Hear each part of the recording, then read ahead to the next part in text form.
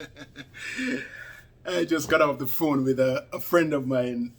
We talked about Basil, the bird shooter, the survival tactician. Love Basil. And he was telling me about um, the birds, the ghoulie and the the ghoulie. Oh, they're two. I explained that there were two ghoulies, two different kind of birds that we used to shoot, and there's the male one with the really bright chest, and the other one with kind of pastel yellow. They're both one female and one male. It was I laughed so hard just now, and he talked a little bit about the gig, the gig, the one. The sleeper, the one that I talked about being smooth when you played it smooth. Really nice. That's not what we're here for this morning. I'm here really to talk about. You know what?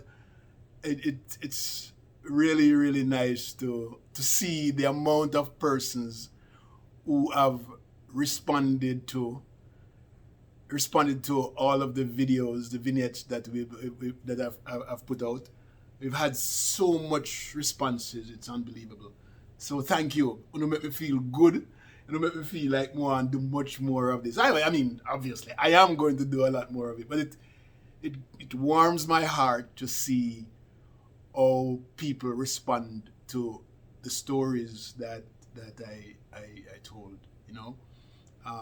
And they're my personal stories, but everybody can align with it.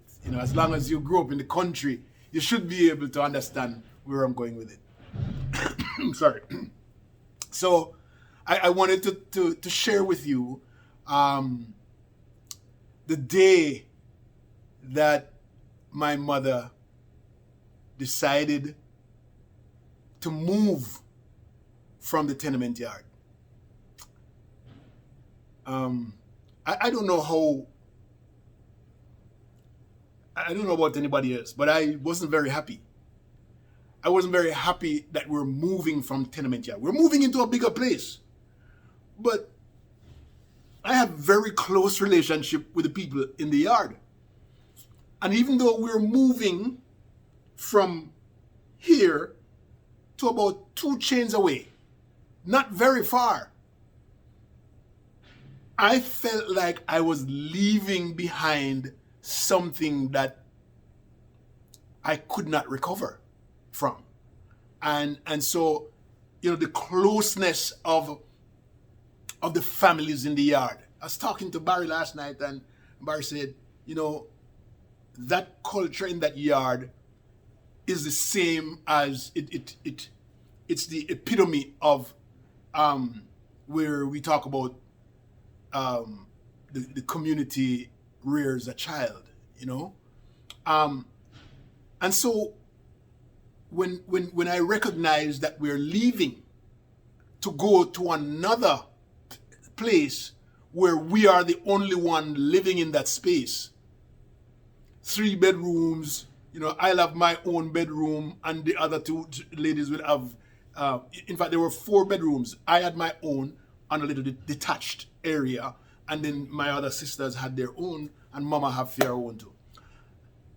That just did not make me feel good, because I still needed that closeness to the families on there, and so it bothered me because I felt like we were losing that closeness, and so, but Mom was doing well with her selling clothes on the street. Mama was doing very, very well. People were paying. I've never heard Mama had to call somebody and say, give me my money. She goes out with the clothes and she drops it off, and she goes back next week and picks up money. That kind of thing. That's the way it goes. And so, when she decided to move to Mr. Pootoo place, Mr. Pootoo was still in England, and he had built up this home while he was away, and he wanted somebody to stay in the house, and my mom took it. And so we had 3 bedrooms, 4 bedroom, 1, 2, 3, 4 bedrooms, and then there was another side now that was an independent at the side, an independent space that Mr. Pootoo, once he comes home from England, he would have lived there. And so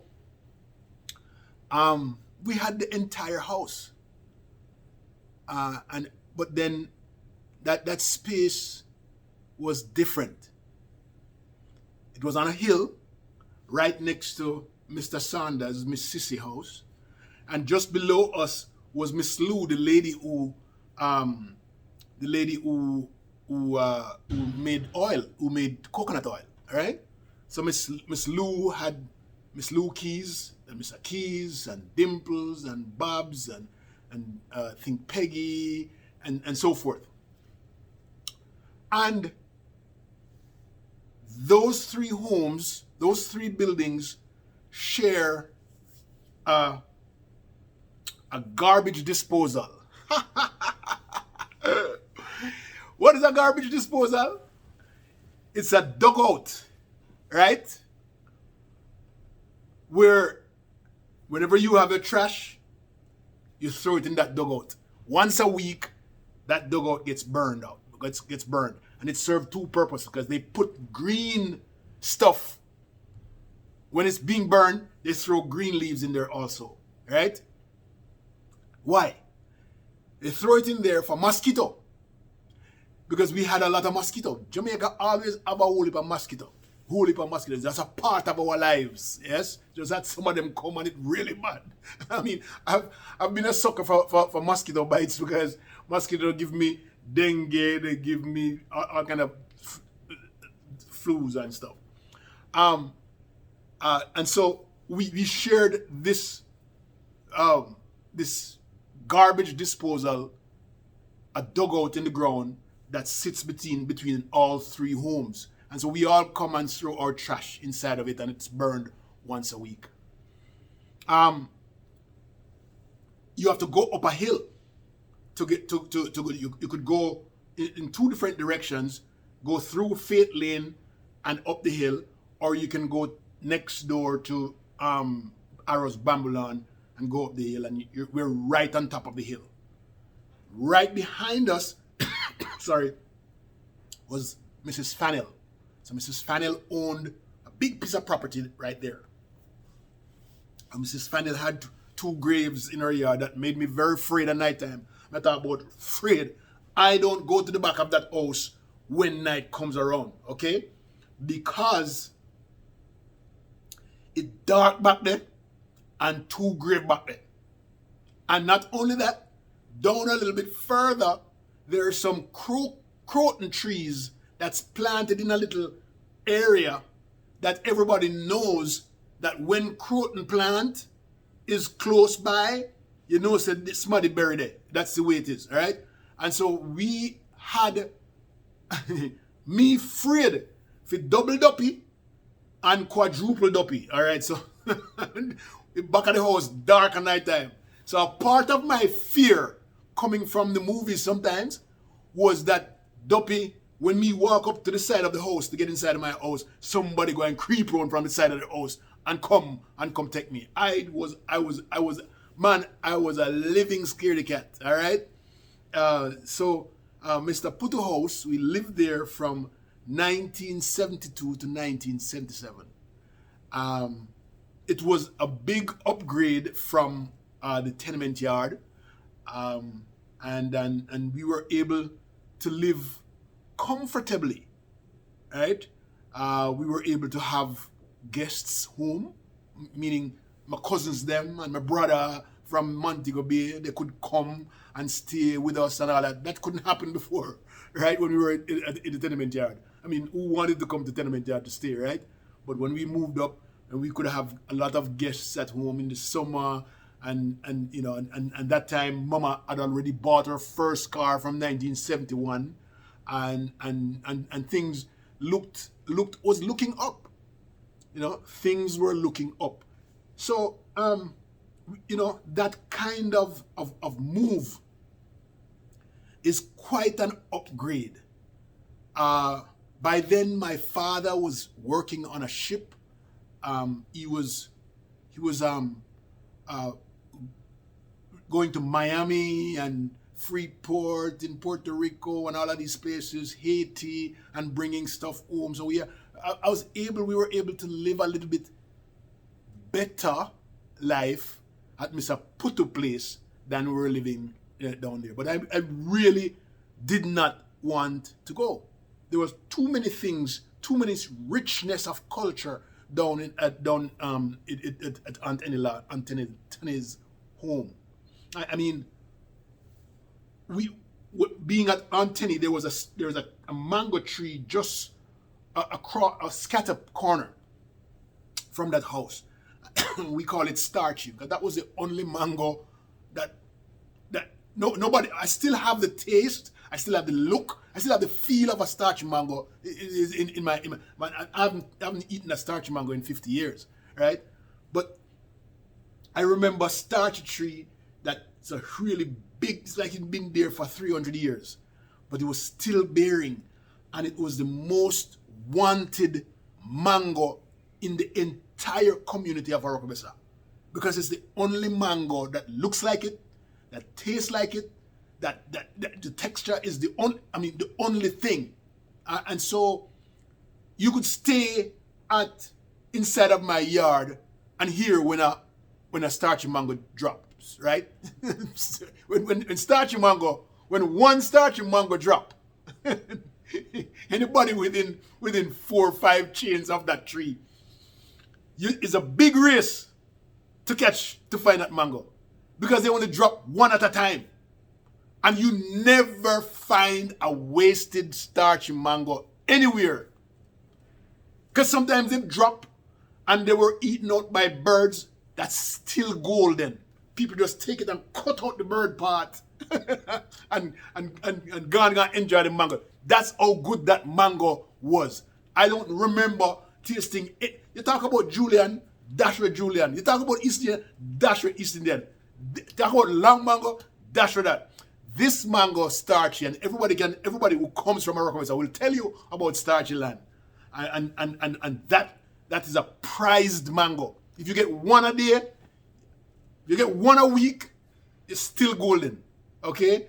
Because as soon as one drops, everybody's out there trying to find it. So if there's a big party anywhere, and people have to move away and go to a party, when the party done, I kid you not, that everybody comes to that mango tree and starts searching for any mango may have dropped in their absence. That's how golden this mango tree was. Really, really, really different. It was sad to see when I went back there some years ago and the tree wasn't there anymore. Have you ever, I mean, back to Mr. Pootoo home. That place where I had to talk about starchy. I'm so sorry. But one of the things that we did around that garbage disposal of Mr. Pootoo was on a Sunday we get to kill a chicken. And have you ever killed a chicken before? Have you ever really killed a chicken? Let me tell you how we kill chicken. And please, PG-13. For people who are living in America who watch this and don't understand, we pick up a prize chicken from around the yard. Most of our chickens, we don't keep them in coops or anything. They run around and we have to go and catch them. So we go and find a prized chicken and run it down and catch it. All right. If we don't have any, we go buy a chicken down the street. Somebody who has chicken for sale, live chicken, and then we'd get a pan, and the pan is a round pan or a square pan, whatever it is. It's wicked. This is wicked business, We put the body of the chicken inside the pan and cover it on the ground, and the head of the chicken is on the outside. So here I am, me afraid of this experience. I mean, never tell nobody this before, so please, don't go tell nobody else. Nobody go tell nobody this to me afraid. But I was. And so, put the chicken on the ground and put the pan over its body, and then the head of poor chicken. Yeah? You chop the head off, right? And you're supposed to hold the pan down, because once the head of the chicken is chopped off, that thing is gonna make a lot of noise, the body. So instead of hold on the pan, I lift up the pan. And that chicken got up and run without the head and inside the garbage disposal. I had to follow it, but I didn't know what to do. But I knew that I had to get the chicken, so I had to follow it inside the garbage disposal, pick it up, for them to cook it. So you cut the head off and then you put it in water. I'm so sorry. You put it in hot water, then you take the feathers off of it and clean it up and cut it and clean it up, and then you season it up. And it's ready to eat after it's cooked. That's an experience that I had, one of those experiences that I had at Mr. Pootoo. Just needed to share that. But Mr. Pootoo's home provided a space for me and my family, and I should say my mom and her family, to move away from the tenement living and now in somewhat of an independent. It's still not our home, but it was an independent living. And Mama, Sona, Sharon, thank you.